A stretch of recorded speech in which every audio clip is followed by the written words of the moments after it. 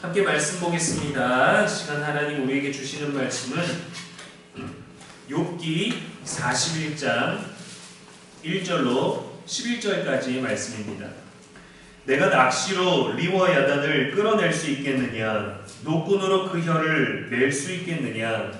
너는 밧줄로 그 코를 깰 수 있겠느냐? 갈고리로 그 아가미를 깰 수 있겠느냐? 그것이 어찌 내게 계속하여 간청하겠느냐? 부드럽게 내게 말하겠느냐?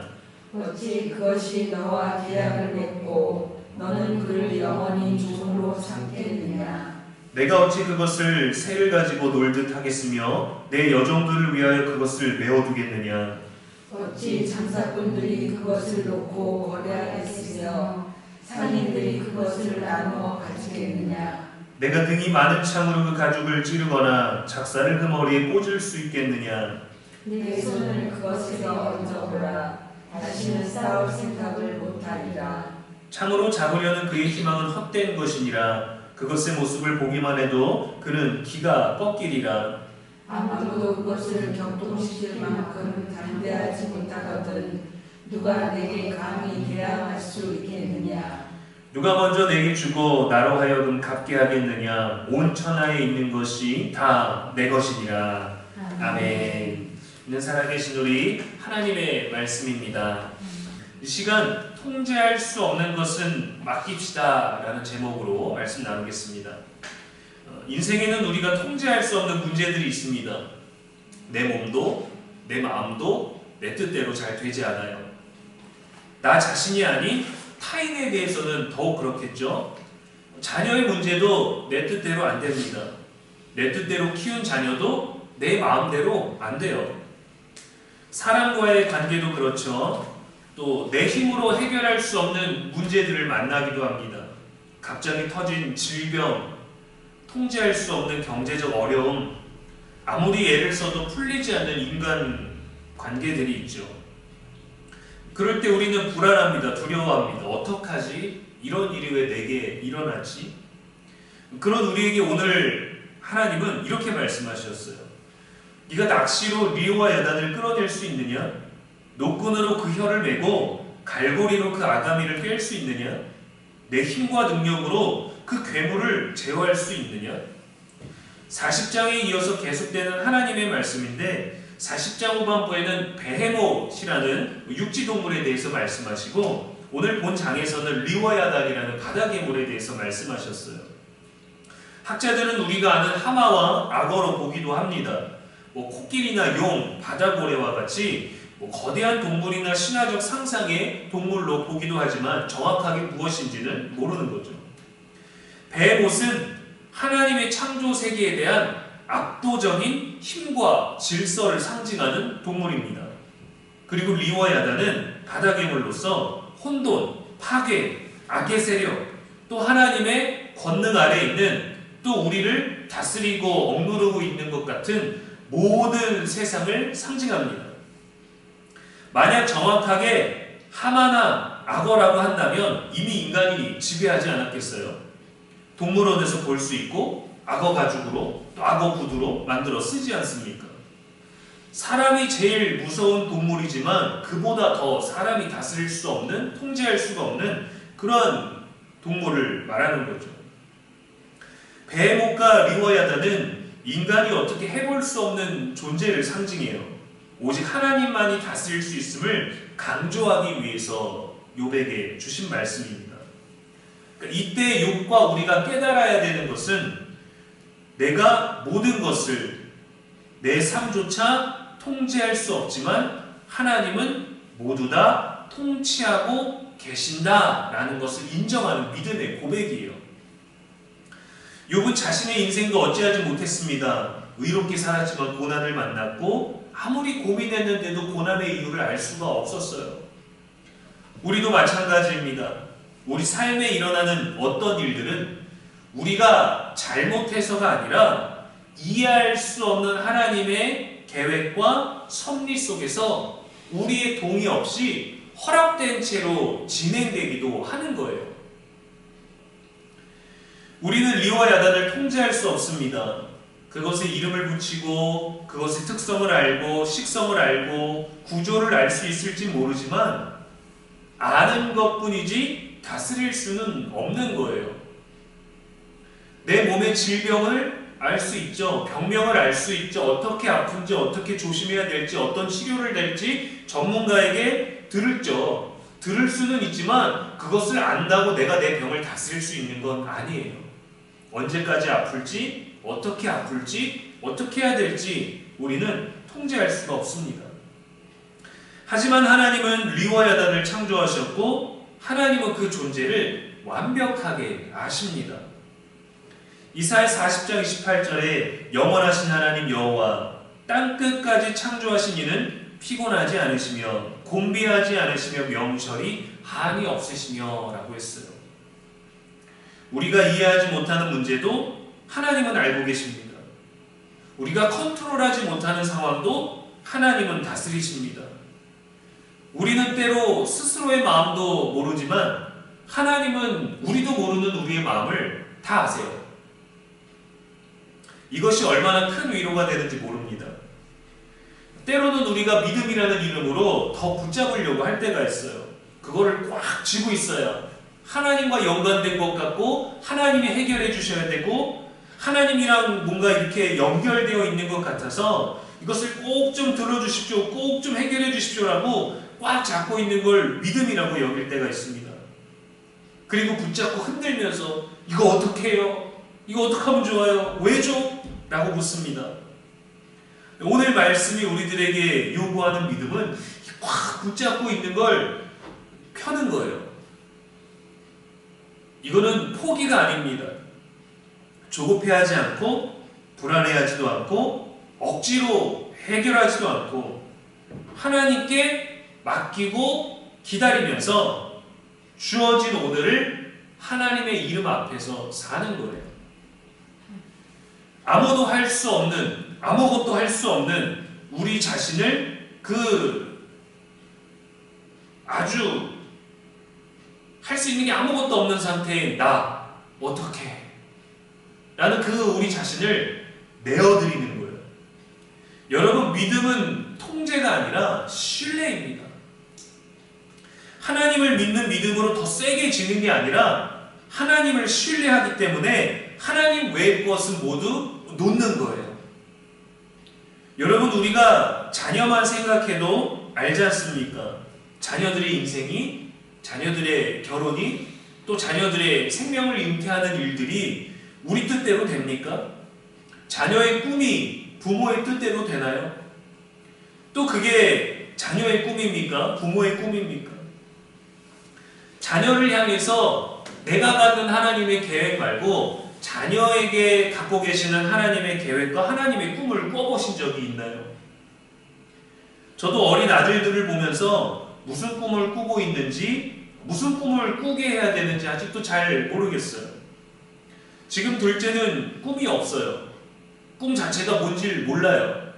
꿈을 꿨는데 이게 꿈인지, 자다가 나온 게 그게 꿈인지, 내가 어떤 인생의 목표를 가지는 게 꿈인지 아이는 그것에 전혀 관심이 없습니다. 첫째는 과학자도 되고 싶고 요리사도 되고 싶어요. 우리는 어릴 때 꿈은 대통령이라고, 문방구집 아들이라고, 백화점 사장 딸이라고 말하지 않았겠습니까? 지금은 그저 건강하고 행복했으면 좋겠다는, 평범했으면 좋겠다는, 근데 그 평범한 삶이 가장 힘든 삶이 되어버렸잖아요. 예전에 젊었을 때 우리가 에너지가 더 넘쳤을 때는 좀 좋은 일이 일어났으면 좋겠다라고 생각하고 기대하지만 지금은 아무 일도 일어나지 않았으면 좋겠다가 되어버리지 않았습니까? 그래서 그냥 평범한 건강, 평범한 행복, 평범한 일상, 그것들을 제공하기 위해서 애쓰고 노력하지만 그래도 전부 통제할 수가 없죠. 자녀의 마음, 감정, 자녀의 언어 전부 다 말이죠. 자녀를 바라보는 우리의 삶조차도 통제하지를 못하잖아요. 농부는 땅에 씨를 뿌립니다. 씨 뿌릴 장소를 정할 수 있어요. 씨 뿌릴 땅을 준비할 수 있어요. 뿌릴 씨의 종류도 정할 수 있어요. 어디에 심을지도 정할 수 있습니다. 그런데 바람은 통제할 수 없어요. 비를 내리게 할 수도 없습니다. 햇빛의 양도 조절할 수 없고 날씨는 하늘에 맡겨야 돼요. 그러니까 씨를 뿌리고 거두게 될 때까지 그 중간에는 할 수 있는 일들이 많지 않아요. 그 몇 개월, 몇 년이 되는 시간 동안에는 그저 하늘에 맡겨야 됩니다. 붙잡죠. 기대하죠. 바라죠. 잘 되기를 제발. 농부들은 사실 그렇지 않습니까? 과일, 채소, 먹는 것들을 다스리는 분들은 지금은 비닐하우스를 통해서 우리가 양식도 하고 뭐 다양한 방식으로 만들어내지만 정말 하늘의 날씨를 통해서만 장마나 가뭄 이 자체가 얼마나 끔찍한 현실이겠어요. 결국 하나님께서 적절한 때에 비를 내리고 햇살을 주시고 열매를 맺게 하심을 기대할 수밖에 없습니다. 시편 147편 8절에 그가 구름으로 하늘을 덮으시며 땅을 위하여 비를 준비하시며 산에 풀이 자라게 하시며 고린도전서 3장 7절에 그런즉 심는 이나 물 주는 이는 아무것도 아니로되 오직 자라게 하시는 이는 하나님 뿐이니라 했습니다. 창세기의 요셉을 보십시오. 억울하게 노예가 되고 감옥에 갇혔지만 하나님의 통치하심을 믿었어요. 신뢰를 잃지 않았어요. 내 상황은 정말 최악으로 가고 나쁜 일들이 반복되지만 하나님에 대한 신실한 믿음을 지켰어요. 내 인생은 무너져가고 있지만 하나님이 무너지신 건 아니기 때문에 내 인생에 어려움이 왔지만 하나님은 그 어려움보다 크시기 때문에 내 삶이 아니라 내 삶은 하나님을 신뢰하는 겁니다. 이게 내어드리는 거예요. 맡기는 거예요. 애굽의 총리가 되어서 하나님의 계획을 이루었어요. 요셉이 이룬 게 아니에요. 요셉은 그날 열심히 살았을 뿐입니다. 비로소 총리가 되어서 가족과 세상을 구하게 되었을 때 하나님을 말할 수 있었어요. 그가 총리가 되기 위해서 17살에 꿈을 꾸었습니까? 형들의 미움조차 통제하지 못했어요. 노예로 파는 형들을 막을 수도 없었습니다. 보디발의 집에서는 그 집을 잘 다스렸죠. 그런데 전부 통치할 수 없었어요. 주인의 아내를 다스릴 수 없어서 억울하게 감옥에 갔습니다. 술 맡은 자와 빵 굽는 자를 위해 꿈을 풀어주었을 때 그 억울함이 잘 전달됐습니까? 2년 동안 잊혀져 버린 인생이 되어버렸죠. 그 어떤 것도 억울한 자신의 인생조차 그 어느 하나 통제하지 못했습니다. 그러나 하나님은 그의 삶을 다스리고 계셨고 인도하고 계셨어요. 그를 노예로 팔아버렸던 형들과 그 가문까지도 다 살리는 인생이 되었죠.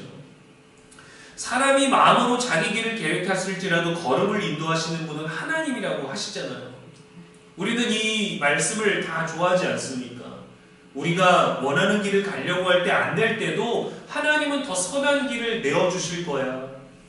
이거는 우리들의 삶에 대한 가능성이 아니라 가능성을 하나님께 두는 거죠. 나는 이 삶을 통제할 수 없지만, 다스릴 수 없지만, 내 힘으로 바꿀 수는 없지만 바꾸실 하나님을 믿는 게 믿음인 거예요. 내가 잘 될 걸 믿는 게 믿음이 아니라 어떻게 될지 알 수 없지만 이 모든 것들을 하나님께 맡깁니다. 이게 믿음입니다, 여러분. 근데 우리는 잘 되는 걸 붙잡고 있으니까 내 삶이 무너지면 일으켜지는 걸 믿음이라고 해요. 그거를 하나님이 일으켜 주셔야 되는 거라고 생각하지만 일으키든 안 일으키든 그대로 두든 더 바닥으로 가게 되든 우리가 할 일은 하나님을 붙잡는 거예요. 현실이 아니라. 그래서 맡겨드리는 것. 그것이 우리의 믿음이 되어야 합니다. 우리의 인생도 같잖아요.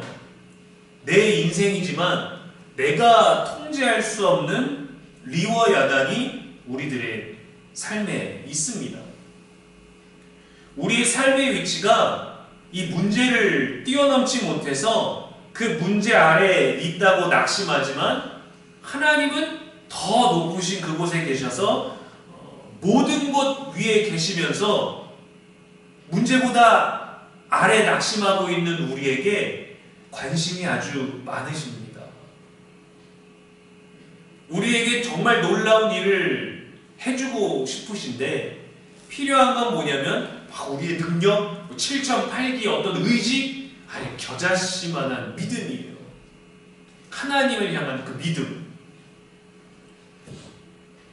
지금 풀리지 않는 문제, 풀지 못하는 문제, 자녀의 문제조차 우리가 해결해 줄 수 없을 그때 문제를 붙잡고 조급해하지 마시고 잠시 놓으시고 일단은 받아들이십시오. 이 현실을 받아들이고 그 현실을 하나님께 내어드리는 거예요. 이건 여러분 포기가 아닙니다. 내가 할 수 없다라는 것을 인정하고 나는 할 수 없으니까 하나님이 일하실 수 있게 내어드리는 거예요. 맡기는 거. 오늘 본문에서 먼저 말씀하셨죠. 넌 그것을 통제할 수 없어. 너는 그것을 갈고리로 꿰일 수도 없어. 너는 여인들을 위해서 그것을 메어놓고 묶어놓을 수도 없어. 그보다 약한 너의 삶조차도 너는 통제하지 못해. 그러나 나는 세상을 다스린단다. 그러나 나는 세상을 창조했단다. 그 창조한 세상에 너는 일부고 내가 아름답다고 말했던 그 아름다운 세상에 너를 두었어. 그래서 내가 반드시 너는 책임질 거야. 그러니까 그 문제 말고 날 보라고 말씀하시는 거예요. 나에게 맡기고 내 이름 안에 거하거라. 또 우리에게 말씀하십니다. 여호와의 손이 짧으냐? 너희는 가만히 있어 내가 하나님 됨을 알지어다.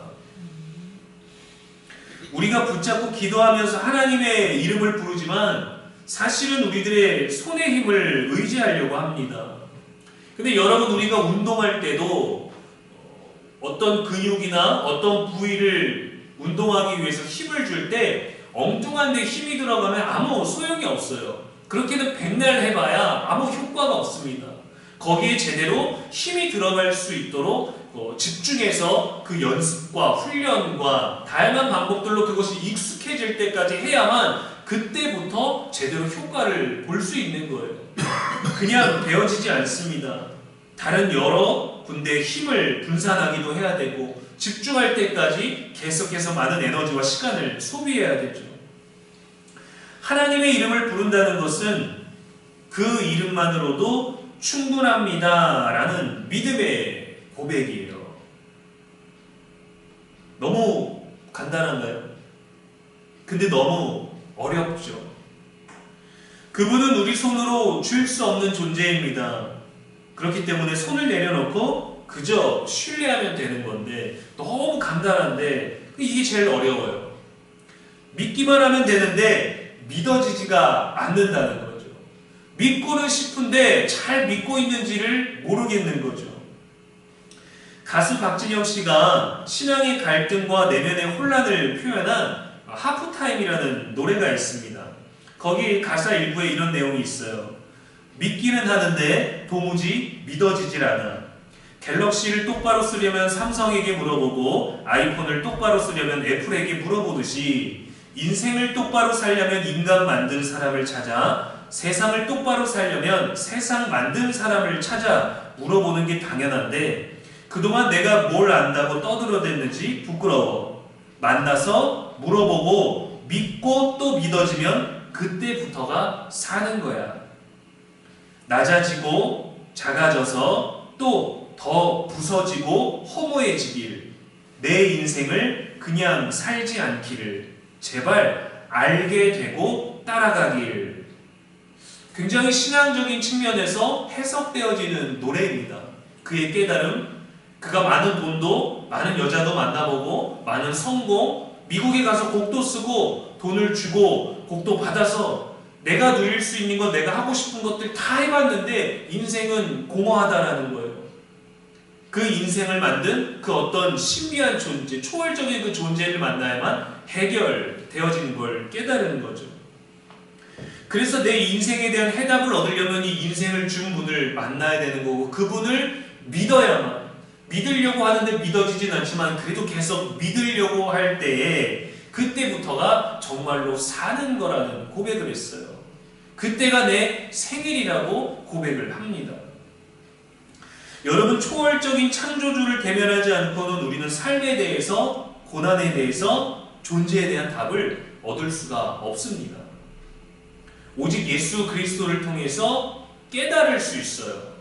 그분을 통해서만 하나님께 갈 수 있고, 그분을 통해서만 우리는 세상을 볼 수 있고, 그분을 통해서만 우리들의 삶의 모든 것들을 깨달을 수 있습니다. 내 삶의 문제인데 왜 다른 누군가가 필요합니까? 하나님이 그렇게 정하셨어요.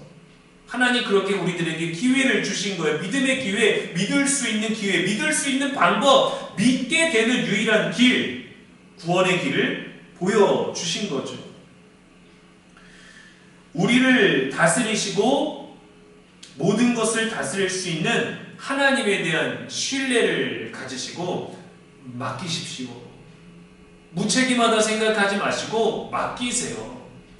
맡겨봐야, 체험을 해봐야 우리가 알 수 있는 겁니다. 통제하려고 하지 말고 맡겨야 됩니다. 지금의 리워야단의 마음과 삶을 빼앗기지 마십시오. 하나님이 지으신 것 중에 지극히 작은 하나일 뿐입니다. 우리는 그보다 약하잖아요. 리워야단 다스릴 수 없다고, 통제할 수 없다고, 그보다 약한 우리 아닙니까? 그런데 하나님은 우리를 너무 사랑하신다는 거예요. 리워야단이 세상에서 가장 강한 존재였다면 그와 같이 되려고 했겠죠. 그것을 정복하면 됐겠죠. 그러나 인류는 그것도 정복할 수 없었고, 그것을 지으신 하나님께 나아가기 위해서 우리에게 필요한 건 더 많은 지식과 능력과 삶의 경험이 아니라 믿음이에요. 믿음. 맡기는 믿음. 통제하고 싶은 것이 믿음이 아니라 맡기는 게 믿음입니다. 우리의 삶은 내 마음대로 다 통제할 수 있을 때 편안해지는 게 아니라 하나님께 온전히 맡겼을 때 평안해지는 겁니다. 불안한 날들이 얼마나 많아요. 지금 우리의 경제, 저도 SK를 30년 가깝게 썼는데 전부 털렸다는데 어떻게 해야 될지 모르겠어요. 우리가 뭘 할 수 있겠습니까? 그들도 할 수가 없어서 뚫렸겠죠. 자기들이 만든 통신망도 통제하지를 못하잖아요. 그러면 2,300만 명이 되는 사람들을 어떻게 통제하고 어떻게 보상할 수 있겠어요? 뭘 책임질 수 있겠어요? 우리는 어떻습니까? 우리는 우리가 빼앗긴 개인정보 하나 다스리지 못합니다. 지금의 경제는 어떻습니까? 지금 이제 선거를 한 달 조금 남짓 앞두고 있는 이때에 우리는 또 얼마나 많은 고민과 얼마나 많은 상처와 얼마나 많은 힘든 시간들과 얼마나 막막한 날들을 바라보며 또 고민을 해야 됩니까? 통제할 수가 없다고요. 내 한 표가 소중합니다 라고 하지만 모두가 똑같은 한 표를 가졌지만 이 표는 어디에 쓰여질지 모르잖아요. 나는 옳게 썼지만 결과는 내 표랑 다를 수가 있어요. 내가 정직하게 사용해도 다른 표 때문에 우리의 표에 대한 결과를 우리는 또 통제할 수가 없어요. 내일은 5월의 첫날입니다. 내일은 비가 올 강수량이 85%라고 그래요. 와야 될까요? 오지 말아야 될까요? 날씨가 어때야 될까요? 비가 오면 맞는 거죠. 비가 안 오면 안 오는 대로. 비가 올지도 모르니까 우산을 들고 나갈 수도 있겠죠. 그러나 우리가 그것들을 통제할 수가 없어요. 모든 날들을 맡기는 훈련을 하십시오. 붙잡아서 내가 할 수 있다가 아니라 놔서 하나님이 하시는 걸 경험해야 돼요. 여러분. 저도 매일이 불안한 사람입니다. 하나님을 전하고 매일 설교 준비하고 매일 묵상하고 매일 성경 보고 매일 찬송가 고르고 고민하고 하는데도 매일 불안한 삶이에요. 왜 그럴까요? 제 하루를 제가 통제할 수가 없어요. 어떻게 변할지, 어떤 일이 일어날지. 아무 일도 일어나지 않는 건 심심한 게 아니라 너무 감사한 거예요. 좋은 일이 일어나서가 아니라 아무 일이 일어나지 않아도 심심합니까? 재미없나요? 역동성이 없나요? 우리는 우리 하루도 통제하지 못하기 때문에 불안하고 그래서 불안하지 않기 위해 무언가를 붙잡으려고 할 때 그 붙잡는 것이 하나님이 되기를 소망합니다. 십자가가 되기를 소망합니다. 그래서 우리가 해결하고 싶은 문제, 자녀의 문제들, 어떤 생명의 문제들, 건강의 문제들, 질병의 문제들, 경제적인 모든 것들 우리가 붙잡아서가 아니라 하나님께 맡김으로 인해서 더 아름다운 날들을 살아갈 수 있는 믿음의 성장이 있게 되기를 주님의 이름으로 소망합니다. 참 어려운 거지만 정말 평안을 주는 일입니다. 참 쉽지 않지만 나중엔 정말 쉽게 사는 방법이 될 수도 있는 것이죠. 4월도 주님이 인도하셨습니다. 5월의 날들도 하나님께 맡기시고 더욱 아름다운 날들을 살아가는, 또 아름다운 날들 되게 하실 것을 믿는 믿음으로 살아가는 저와 여러분 되기를 주님의 이름으로 간절히 축원합니다. 기도하겠습니다. 하나님 아버지, 오늘 하루도 우리는 수많은 문제와 감정 속에 있었지만 이 시간 우리의 모든 염려와 통제하려는 마음까지 주님께 내려놓습니다. 주님께 내어드립니다. 주님께 맡겨드립니다. 리워 야단도 통치하시는 하나님, 우리의 삶도 문제도 우리의 미래도 다스리시는 주님만을 신뢰하는 믿음을 허락하여 주옵소서. 가만히 주 앞에서 엎드리게 하시고 맡기게 하시고 믿음으로 기다리며 우리들에게 주어져 있는 날들을 주만 바라보며 감사하며 사랑하며 친절하며 정직하며 올바르며 경건하게 살아낼 수 있는 우리 모두가 되게 하여 주옵소서. 우리의 영원한 빛과 소망이 되시는 예수님의 이름으로 기도합니다. 아멘.